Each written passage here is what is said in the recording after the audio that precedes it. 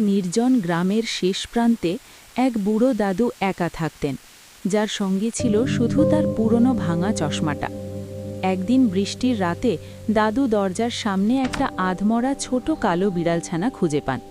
দাদু পরম মমতায় তাকে ঘরে তুলে আনেন এবং নিজের সামান্য দুধের ভাগ থেকে তাকে খাওয়ান। অদ্ভুতভাবে বিড়ালটি সুস্থ হওয়ার পর দেখা গেল সেই যখনই দাদুর পায়ের কাছে আদুরে শব্দ করে ঘষা খায়, দাদুর ঝাঁকছা হয়ে যাওয়া চোখের দৃষ্টি একদম পরিষ্কার হয়ে যায়। দাদু আবার আগের মতো বই পড়তে পারেন, সেলাই করতে পারেন। গ্রামের মানুষ অবাক হয়ে এই মিরাকেল দেখতে থাকে।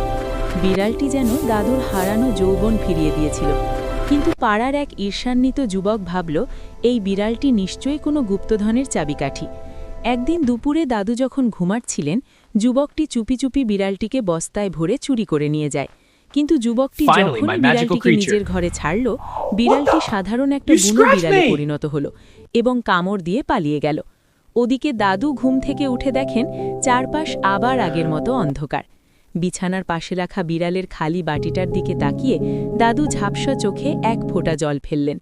যদি এই ছোট্ট বিড়ালটির গল্প আপনার মন ছুঁয়ে যায়, তবে একটি লাইক দিও, আর এমন আরও গল্পের জন্য সাবস্ক্রাইব করে পাশে থেকো।